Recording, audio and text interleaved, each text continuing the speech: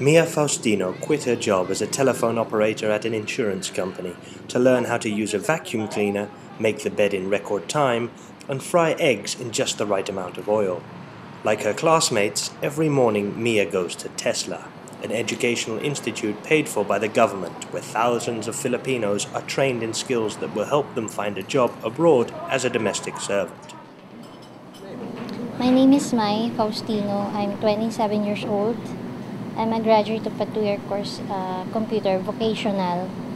The reason why I enrolled here in TESDA, it's because I'm planning to go abroad maybe in Europe or America or in Asia. And I work in other offices, but they offer very low salary.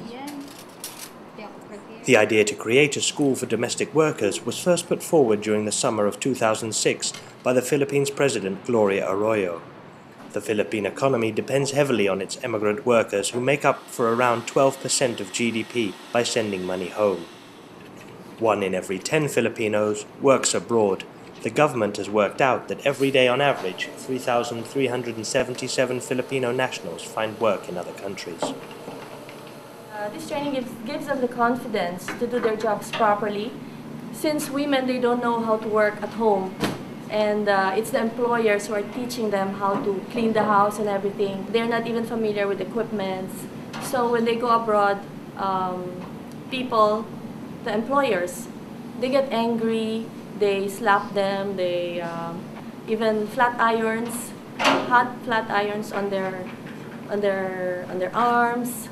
And so many things. Physical abuse, I can say. In Philippines, sir, very low salary, sir. In other country, very high, sir. Much supportive in family, sir. Family needs. Apart from basic household tasks, at Tesla the students also learn about first aid, about what to do in a case of fire, and relaxation techniques to ward off anxiety, depression, and loneliness. For example, they are encouraged to do sports and engage in recreational activities in the company of friends.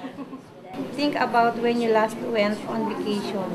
If this was a long time ago, you may be feeling run down or overstretched.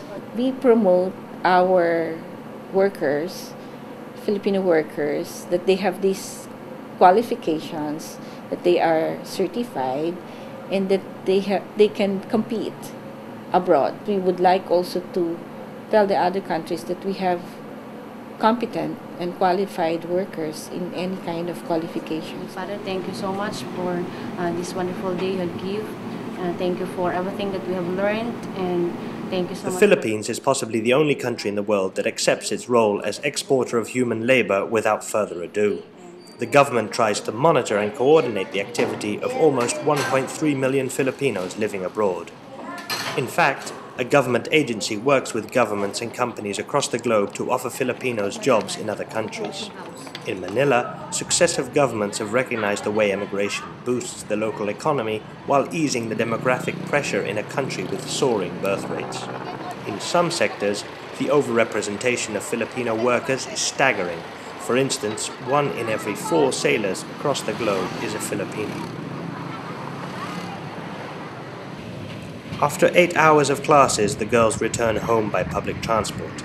Mia lives more than half an hour from here, in a marginal and badly constructed neighborhood, although it's not one of the poorest in Manila. Our house is really empty. There's no kitchen appliances, there's no living room appliances. My sister is a teacher, grade school teacher. This is my mom.